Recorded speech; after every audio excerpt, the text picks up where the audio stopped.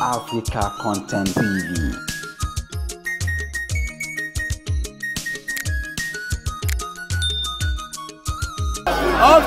Ìbàdàn pẹ̀lúsà lójú ara sọ fún ti wà sí ọmọ ọdún pẹ̀lúkà ọ̀tọ́lá citizen kọ́láwọ̀n ọba ṣe my story ara from the state to praise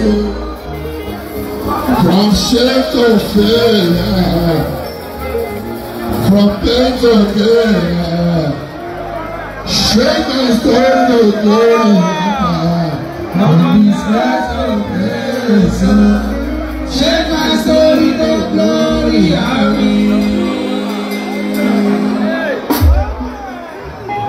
tilẹ̀kùn mi bá ṣúgbọ́n ìtàn tó rẹ̀ tí. Gbọ́dọ̀ mi bá kúkọ̀ ìtàn tó rẹ̀ káwọ́. Ìgbà tí wọ́n sọ pé kíkẹ́ gáwà jẹ́. Kiri ayọ̀ mi bá dé lójú ìyára. Ọ̀rọ̀ ìgbésẹ̀ òrìṣà.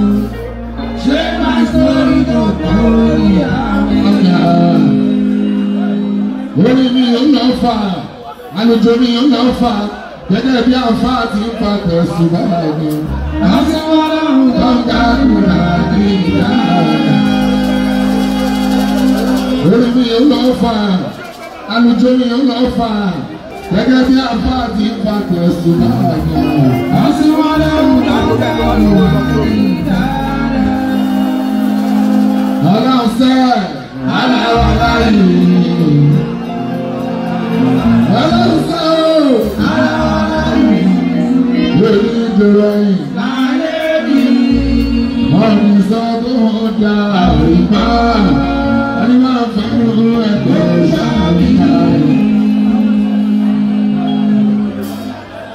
Ilé sọ́ọ̀bì ò sẹ́wọ́ mọ́. Ilé sọ́ọ̀bì ò sẹ́wọ́ mọ́. Ilé sọ́ọ̀bì ò sẹ́wọ́ mọ́. Ilé sọ́ọ̀bì ò sẹ́wọ́ mọ́. Tòwédé tílẹ̀ tí mo ń jẹ ìyẹ́ wá mọ́. Ẹgbẹ́ sọ́lẹ̀ ẹ̀yẹ́ wá mọ́. Ẹgbẹ́ òfin ní aṣọ ọ̀la ẹbí. Tòlè pé ní ìwé lóṣù kẹsàn-án. Nígbà tí mo bá bẹ̀rẹ̀ lọ́jọ́ sí, wọ́n ní kí ló fẹ́ ọmọkùnrin. Iṣẹ́ ìdámi máa gbàgbọ́ ọjọ́ wa ní. Oríṣi mi débi ẹ̀rọ àmọ́ta ọ̀hún. Mo ti wà lára àwọn aṣáájú. Ẹ̀ẹ́dì ẹ̀yìn náírà. Táwọn ò fà wà lára àwọn aṣáájú. Ẹ̀ẹ́dì ẹ̀yìn náírà. Sako wà lára àwọn aṣáájú. Ẹ̀ẹ́dì ẹ̀yìn náírà.